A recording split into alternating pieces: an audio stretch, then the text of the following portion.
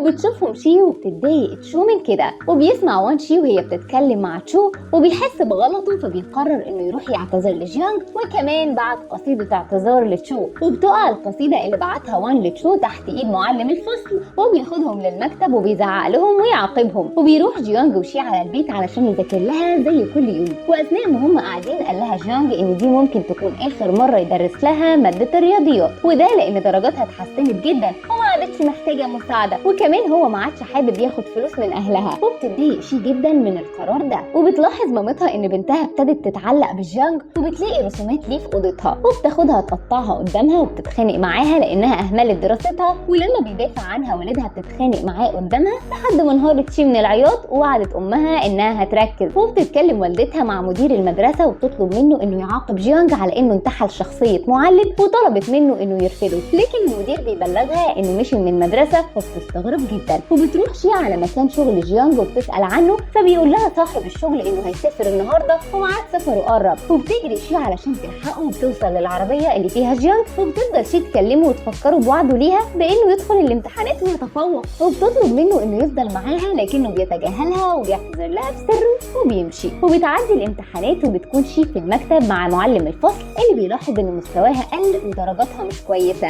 فبيطمن عليها وبيبلغها انها لازم تركز علشان تقدر توصل للكليه. وبينتهي العام الدراسي وبتكون شي في حفله مع زمايلها في الفصل، وبتخلص الحفله وبتروح شي وهي تعبانه جدا وبتقع وهي ماشيه، وفجاه بيظهر جيانج وبيسندها لكنها بتفتكره خيال. وبتصحى شي من النوم وما بتكونش عارفه اللي حصل امبارح ده حقيقه ولا هي كانت بتحلم. وبيجي يوم اعلان النتيجه وبيبقوا كلهم متوترين جدا، لكن مجرد ما بتظهر بيفرحوا وبيحتفلوا كلهم بالنتائج بتاعتهم، وبيبداوا يجهزوا نفسهم لدخول الجامعه. وبتوصل شي وزمايلها على الجامعه، وهناك بيشوفها طالب من اتحاد الجامعه وبيعجب بيها، وبيحاول انه يتكلم معاها ويعرض عليها انه يوصلها للسكن، لكنها بترفض وبتتخانق معاه. وبتجهز شي وصديقتها تشو علشان يحضروا حفل استقبال الطلاب الجدد، وبيروحوا للحفل لكن تشو بتستأذن انها تروح للحمام بسرعه وهتبقى تلحقها على الحفله، وبتمشي وبتسيب شي لوحدها. فبيظهر الطالب اللي بيضايقها ده تاني، لكن شي بترفض وبتصده وبتقوله انها مرتبطه. وفجاه بيظهر جيانج وبيحاول يتكلم مع شي لكنها بترفض تسمع له وبتسيبه وتمشي. وبتروح على الحفله وبتجهز علشان تقدم فقرتها، وبيكون جيانج واقف بيراقبها من بعيد. وبعد الحفله بتكون شي ماشيه وبيلحقها جيانج علشان يحاول يتكلم معاها لكنها بترفض، وبتقول له انه اناني لانه مشي ورفض يرد عليها، وان الاصدقاء ما بيعملوش كده. وبيحاول جيانج يفهمها انه كان بيواجه مشاكل مع عيلته وانه تعب كتير علشان يدخل الكليه زي ما وعدها، لكنها بتفضل متضايقه وبتسيبه وبتمشي. وبيتقابل جيانج مع شي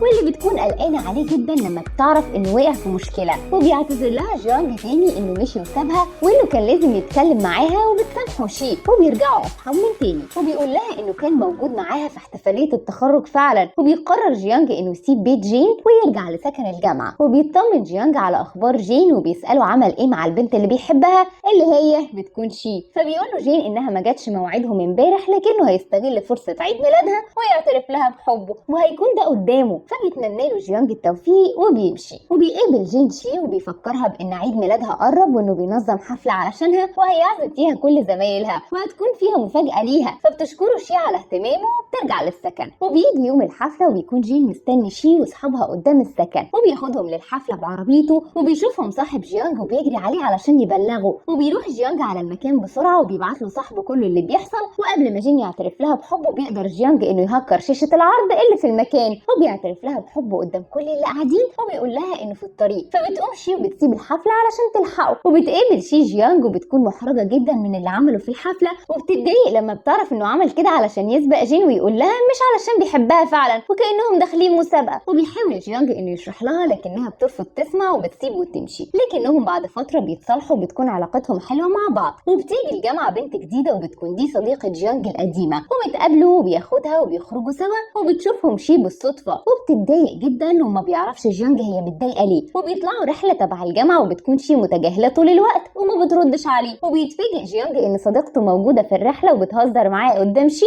وبتتضايق اكتر. وبيتكلم جيانج مع تشو وبيسالها عن شي وعن ليه هي متضايقه ومتجاهله طول الوقت، فبتقول له تشو انه واخده علشان اعترف بحبه لشي، وتاني يوم خرج مع بنت تانية وان شي شافته علشان كده هي متضايقه منه. وبيروح جيانج علشان يتكلم مع شي ويفهمها انه بيحبها هي، وان البنت دي مجرد صديقه قديمه ليه، وانهم كانوا جيران وهم صغيرين مش اكتر. فبتتفهم شي الموضوع وبيتصالحوا، ولما بيرجعوا بيروحوا يتفرجوا على السكن الجديد اللي اتنقلت له شي، وبيكون حلو وعاجبهم جدا. وبيقول لها جيانج انه خايف عليها تقعد لوحدها وعاوز يسكن معاها، لكنها بتقول له انه ما ينفعش وهم لسه في اول سنه في الجامعه، لكن ممكن تفكر لما يبقوا في اخر سنه انه يسكن معاها. وبتسيبه وتدخل تنام، وبتسيبه يخلص اللي هو بيعمله. وبتصحى تاني يوم وبتلاقيه سايب لها رساله انها تساعده بانها توصل المشروع اللي كان مطلوب منه الجامعه، لان عنده مشوار مهم. وبتروح توديه للدكتور وبيقول لها ان في مسابقه مهمه للبرمجه وانه عاوز جيانج يشترك فيها لانه شاطر جدا وعايزها تكلمه. وبنروح لتشو صاحبه شي وهي في السكن، وبتكون معجبه بوان وبتحاول تتقرب له، لكنه مش مهتم بيها خالص وبيتجاهلها وبيمشي. لكن بتحاول تسمع كلامه على مزاجها وبتفتكر ان هو كمان معجب بيها. وتاني يوم بتروح تشو وهي متحمسه جدا وبتحكي لشي عن الحوار اللي دار بينها وبين وان، وبتكون شايفه انه معجب بيها. لكن شي بتحاول تفوقها وتقول لها انه كلامه مش معناه انه بيحبها خالص، لكنها ما بتقتنعش. وبعدها بتكلم شي ابن عمها وان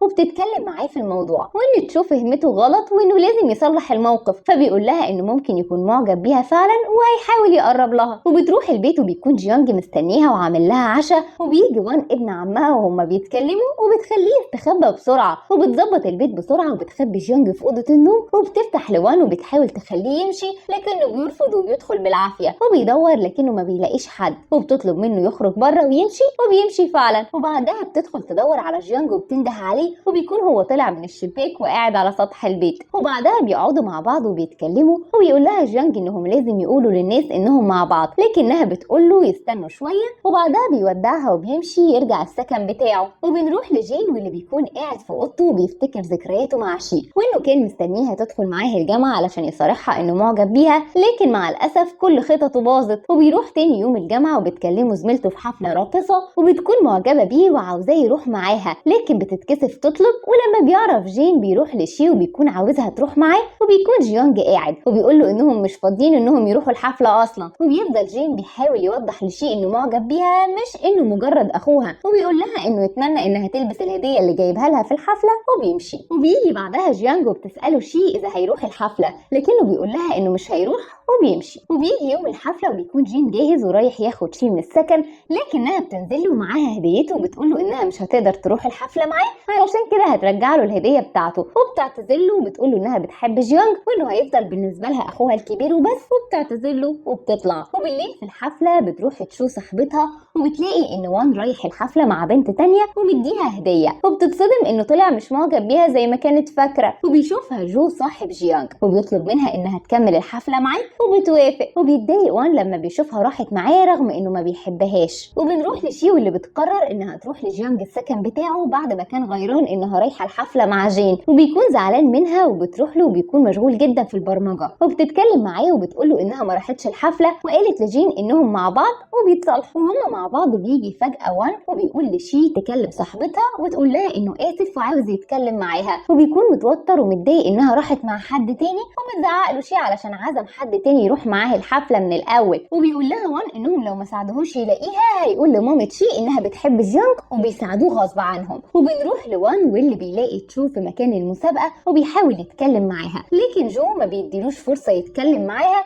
وبيمشي وان وهو متضايق جدا. وتاني يوم بتكون مسابقه البرمجه وبيكونوا بيستعدوا، وبتكون شي متوتره جدا وخايفه تخسر فريق جيانج وبيحاول يطمنها. وبيكون المنافس بتاعه هو جين، وبيكون في رجل اعمال حاضر المسابقه وبيروح يعمل شغل على جيانج وبيرفض. فبيروح رجل الاعمال لجين وبيطلب منه انه يكسب فريق جيانج وهو يشغله معاه في شركته. وبتبتدي المسابقه وبيبداوا اول جوله ليهم، وبعدها كل الجولات لحد ما الوقت بيخلص وبيقعدوا يستنوا النتيجه النهائيه. وبعدها بيجي وقت اعلان النتيجه وبيكون الكل متوتر جدا ومستني النتيجه.